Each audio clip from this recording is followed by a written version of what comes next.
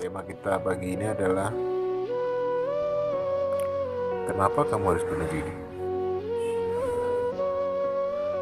Oke, kita mulai. Kenapa banyak orang yang bunuh diri? Salah satu pertama dia itu gagal memahami konsep kehidupan. Itu manusia itu gagal memahami konsep kehidupan. Contoh gini ya guys, kita itu makhluk ya. Kalau orang kita paham dengan logika ya. Kalau kita punya agama, kita bahas ini dalam konsep Islam. Islam itu bersifat real, rahmatan lil alamin, memberi rahmat, memberi kebaikan kepada semua orang. Jadi tidak semata hanya orang Islam aja yang diberi rahmat kebaikan di situ. Kita bahas kenapa banyak orang bunuh diri karena dia gagal konsep kehidupan itu seperti apa. Satu, dia itu lupa atau mungkin tidak tahu ya, kalau kita itu diciptakan sebagai makhluk, apa yang kita miliki itu adalah hak pakai tapi bukan hak milik. Itu yang pertama. Jadi harta kamu, apa yang kamu miliki itu cuma pinjaman. Kalau berarti pinjaman berarti bersifat temporari. Nah, apa bukti kalau manusia itu bersifat fana? Itu tadi, orang lahir dewasa, tua, terus meninggal, bahkan nggak sampai tua juga banyak yang meninggal. Dan itu banyak sementara di dunia ini. Itu sifat konsep Islam itu seperti itu. Jadi manusia itu fana, bersifat fana di dunia ini.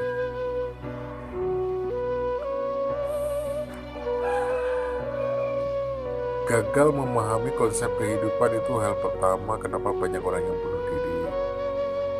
Kedua, dia itu jauh dari yang namanya agama.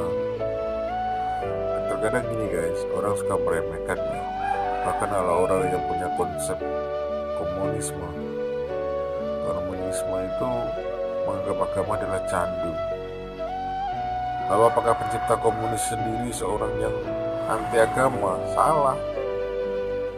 Kakmak itu ya, dia itu yang membuat konsep agama, faham komunisme itu justru dia itu orang yang beragama. Lalu dia bergabung karena dia itu kan ilmuwan ya, istilahnya orang pemikir. Dia memahami agama dia dengan akalnya. Ketika dia gagal memahami dengan akalnya, maka dia tidak menemukan, karena agamanya bukan Islam ya, agama itu kan, agama itu tuh Yahudi. Akhirnya dia ingin menyamai Tuhan, dia bergabung dengan ajaran satanisme itu, dan terciptalah konsep komunisme yang salah satu pokok ajaran dan menganggap agama adalah candu. Tuh, salah di situ. Jadi banyak orang kita fenomena orang bunuh diri itu pertama karena dia itu jauh dari agama. Itu yang pertama. Bagaimana Islam menyikapinya? Gini guys, kita hidup di dunia itu mencari rahmat Allah. Kita itu gak bisa hidup tanpa rahmat Allah. Bahkan surga neraka itu gak bisa kita raih dengan amal-amal kita. Gini guys, kita pakai logika ya. Nabi Adam punya satu kesalahan, dikeluarin dari surga. Bila kamu punya banyak kesalahan, pengen masuk surga, logikanya di mana? Tuh. Apa nih?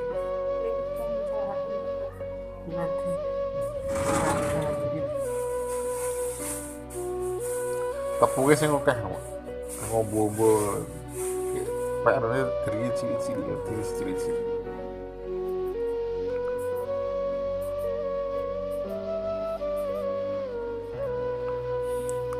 Kembali ke topik guys. Jadi satu-satunya harapan kita masuk surga itu adalah dengan rahmat Allah, mendapat kebaikan dari Allah. Itulah kenapa kita harus berlomba-lomba mencari perhatian dari Allah agar kita mendapat rahmat-Nya. Yang orang yang bunuh diri itu adalah orang yang terputus dari rahmat Allah. Kalau dia tak keluar dari rahmat Allah, berarti dia sudah tidak mengharapkan rahmat Allah.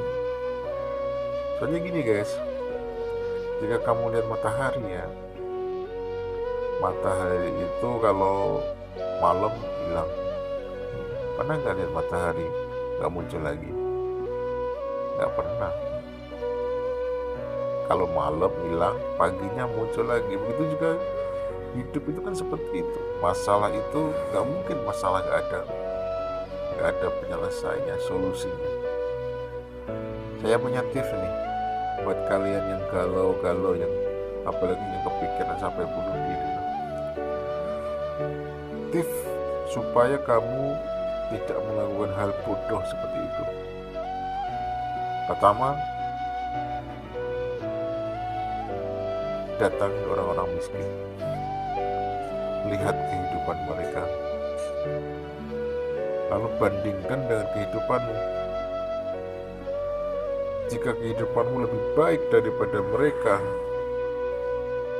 berarti apa yang kamu lakuin, apa yang kamu pikirkan atau melakukan bunuh diri adalah suatu kenaifan, kebodohan. Tuh. Yang kedua, datangi ulama.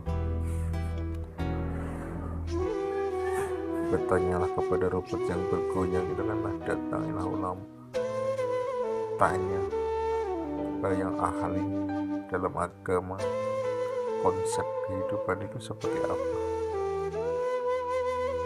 Orang kalau tahu konsep kehidupan, maka dia akan berpikir seperti itu. Jadi setiap masa Allah itu menciptakan berpasang-pasangan. Ada siang, ada malam, ada masalah, ada solusi. Tapi nggak mungkin ada masalah, ada solusi. Seperti itu. Dia memahami konsep kehidupan. Yang kedua,